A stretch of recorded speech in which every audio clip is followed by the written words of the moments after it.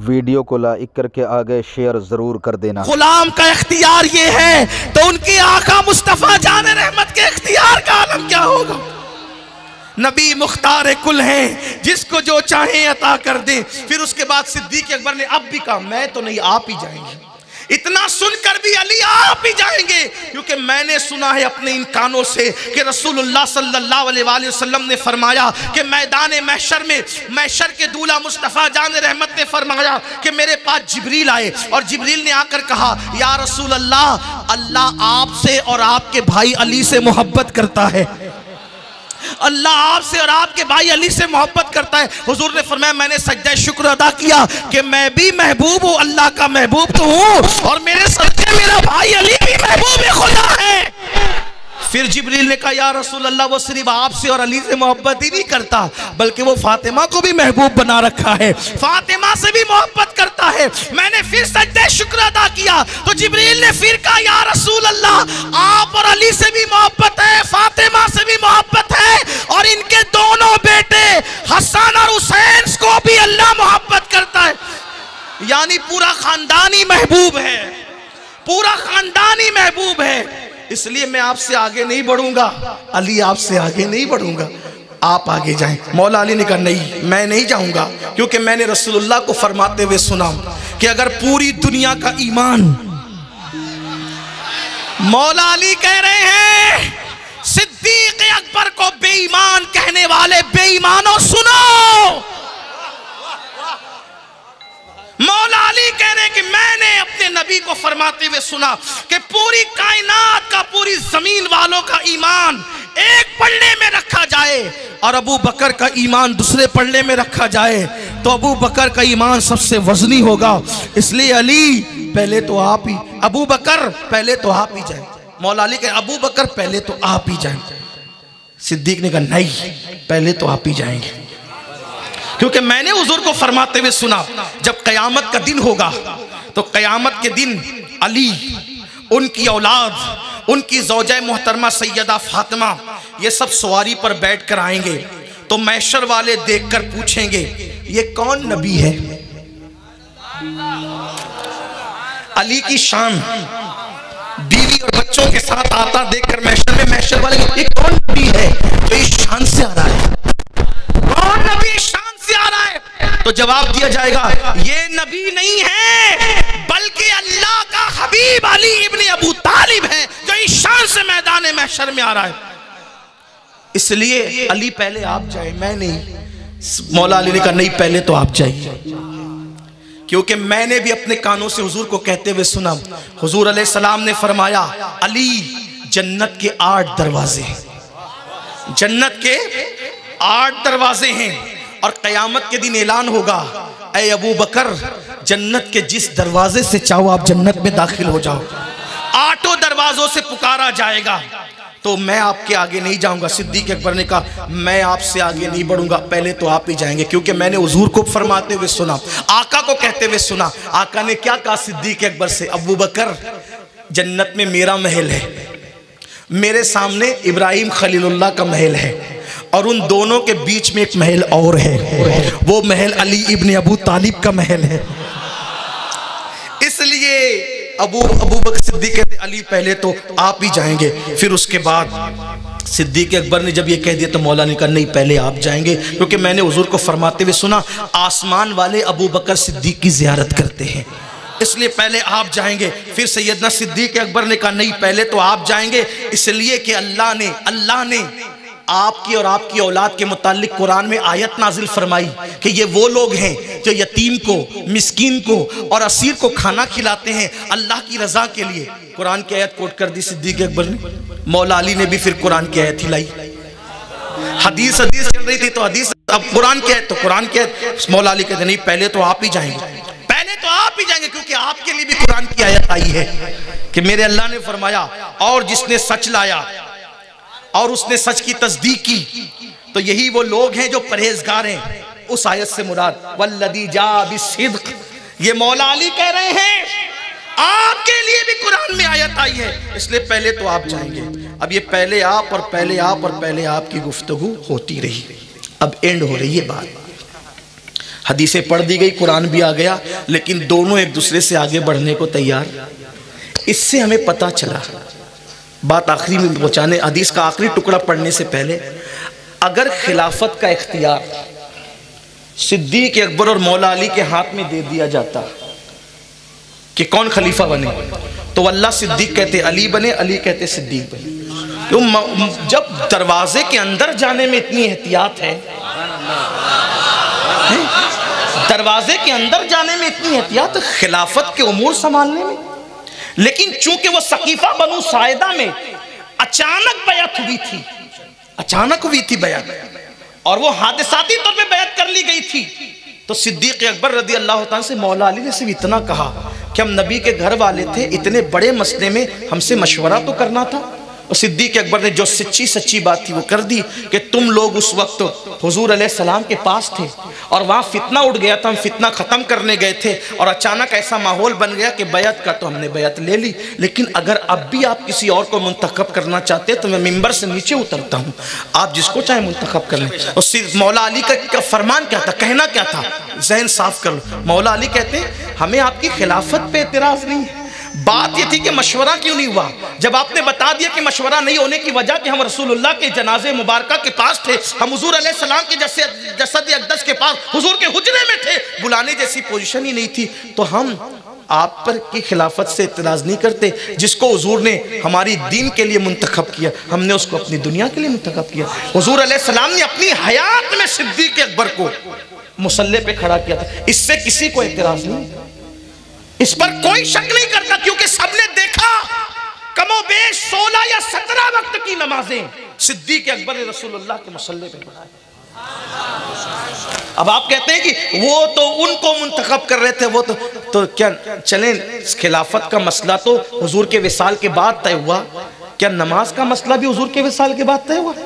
बल्कि मना किया गया कि सिद्दीक को खड़ा मत करो, ये हदीस है बुखारी में, मना किया गया, मशवरा दिया गया कि मत खड़ा करो। आका ने फरमाया अबू बकर क्या, उनको बुलाओ, वो मेरे मुसल्ले पे खड़े होकर नमाज पढ़ाएं। तो उनकी मुकद्दस शहजादी पाक तैयबा ताहिरा, जिसके बिस्तर पे कुरान नाजिल होता, सिद्दीक की बेटी सिद्दीका बिनत सिद्दीक, अम्मा आयशा सिद्दीका ने कहा या रसूल अल्लाह, मेरे बाप बड़े नरम दिल है, वो आपके मुसल्ले पे खड़े रहेंगे तो सिर्फ रोएंगे, वो नमाज नहीं पढ़ा सकेंगे, आप किसी और को हुक्म दें। आका ने शहीदी ज़ौजा, प्यारी बीवी के मशवरे के बाद फिर कहा अबू बकर को बुला के खड़ा करो। फिर सिद्दीका ने कहा हुजूर वो नहीं पढ़ा सकेंगे। आका ने फरमाया तुम यूसुफ अलैहिस्सलाम के दौर की औरतों की तरह औरतें हो। ये भी हुजूर ने नाराज होके नाराजगी का इजहार करते फरमाया, और फरमाया कि मेरे मुसल्ले पे अबू बकर ही होंगे। और एक मकाम पे फरमाया जिस कौम में अबू बकर मौजूद हो, किसी को हक नहीं कि अबू बकर की मौजूदगी में वो मुसल्ले इमामत पे पढ़े। ये सारी चीजें वल्लाह मौलाए कायनात की मोहब्बत ईमान की अलामत है, और हम मौला अली मुश्किल कुशा की मोहब्बत में जर्रा बराबर किसी से कंप्रोमाइज नहीं कर सकते। शेयर जरूर कर देना। अल्लाह। लेकिन जो मकाम सिद्दीक का है वो है, जो मकाम मौला अली का है वो है, जो मकाम फारूक आजम का है वो है, जो मकाम उस्मान गनी का है वो है। हम किसी को अपनी तबीयत से नहीं मानते, हम नबी पाक के फरमाने से मानते। हुजूर ने जिसको जो मर्तबा दे दिया दे दिया, हुजूर की अता पे हम राजी है। इसलिए मैं अपनी बात खत्म करते हुए कह रहा हूं कि खुदा के लिए ये गड़े हुए वाकयात पे तवज्जो न देना, दोनों से प्यार करो, बल्कि सारे सहाबा अहले बैत से प्यार करो, एहतराम करो। अगर किसी की तारीफ नहीं कर सकते तौहीन भी मत करना। तौहीन का अंजाम कुफ्र है, कुफ्र। तौहीन का अंजाम गुमराही है, गुमराही। ईमान पे खात्मे की भी लाले पड़ जाएंगे। शिफा शरीफ उठा के देखो, क्या बात करते हो। शिफा शरीफ आजकल की तो नहीं लिखे ना, शिफा दिलों का शिफा है, जिसमें वो शिफा शरीफ काजी अयाज ने लिखा है। उसमें एक शख्स मर रहा था, मरते वक्त उसकी जबान पे कलमा नहीं आता था, उसकी जबान पे कलमा नहीं आता था। पूछा क्या तू कलमा क्यों नहीं पढ़ता, बातें तो सब कर लेते, कलमा क्यों नहीं पढ़ता। उसने कहा क्या करूं, जिंदगी में अबू बकर उमर के गुस्ताखों के साथ बैठता था, जिंदगी जिंदगी में अबू बकर उमर के गुस्ताखों के साथ बैठता था, इसलिए जबान पे कलमा नहीं आ रहा, गुस्ताखी नहीं करता था, गुस्ताखों के साथ बैठता था। इसलिए किसके साथ बैठना ये भी तय करो। अगर मरना है ईमान पर, शिफा उठा के देखे, काजी अयाज की शिफा शरीफ उठा कर देखे, मेरी जिम्मेदारी मैं आपको बता सकता हूँ। हाँ, लेकिन खुदा के लिए यहाँ भी एक बात और सुन लो, जब सिद्दीक और फारूक के गुस्ताख के साथ बैठने वाले उसकी जबान पे मरते वक्त कलमा नहीं आता, तो जो नबी के दुश्मन और गुस्ताखों के साथ रिश्तेदारियां करते हैं, अपनी बेटियां देते हैं, उनकी बेटियां लेते हैं, उनकी जबान पे मरते वक्त कलमा कैसे आएगा? इसलिए ये आसान नहीं है, ये शहादत के उल्फत में कदम रखना है। लोग आसान समझते हैं मुसलमान होना। तो चले बात खत्म कर रहा हूं मेरे प्यारे आका अलैहिस्सलाम के प्यारे दीवानों, लेकिन एक छोटी सी बात अकीदे की और कह दूं। ये भी बात कही जाती है कि फातिमतुज़ ज़हरा का विसाल हुआ तो अली इतने नाराज थे और सैयदा इतनी नाराज थी कि अबू बकर सिद्दीक को खबर भी नहीं दी गई कि उनका विसाल हो गया। बहुत गढ़ते हो लेकिन कहते हो समझते नहीं। जब तुम ये कहते हो ना, कहते तो ना कि अबू बकर को बताया तक नहीं गया कि सैयदा का विसाल हो गया, सुनो, लेकिन साथ में तुम ये भी कहते हो कि सैयदा फातिमा जब बीमार हुई तो उनकी खिदमत करने वाली उनकी घर में एक औरत थी, उसी औरत का नाम हजरत अस्मा बिन्ते उमैस था। सब यही कहते हो, शिया सुन्नी सबका इत्तेफाक इसी पर है कि बीमारी में किसने खिदमत की? अस्मा बिन्ते उमैस ने। सिद्दीक अकबर को नहीं पता था ना कि बीमार है, विसाल है, यही ना, यही ना। और खिदमत कौन कर रहा था? अस्मा बिन्ते उमैस। जनाजा किसने बनाया था? अस्मा बिन्ते उमैस। अब जरा अस्मा ये कौन है, इस पर चीटिंग क्यों करते हो? ये भी तो पूछो, अस्मा कौन है? अस्मा बिन्ते उमैस कौन है? ये अबू बकर सिद्दीक की बीवी है, ये अबू बकर सिद्दीक की बीवी है। जब सैयदा बीमार हुई तो सिद्दीक अकबर ने अपनी बीवी को अपने घर से भेजकर कहा कि जाओ सैयदा की खिदमत करो। सैयदा पाक की खिदमत में कौन थी? आपने अपनी बीवी की तरह समझ रखा है अस्मा को कि बगैर इजाजत कहीं भी चली जाए। जब अस्मा बिन्ते उमैस सिद्दीक अकबर, आपके लिए नहीं कह रहा हूं, बुरा मत मानिएगा, उनके लिए कह रहा हूं जो ये बात करते हैं, उनके लिए ये खबर नहीं थी। आप तो बहुत अच्छे हैं, आपकी बीवियां भी अच्छी हैं, आप जोड़े से आए तकरीर में, मुझे पता है।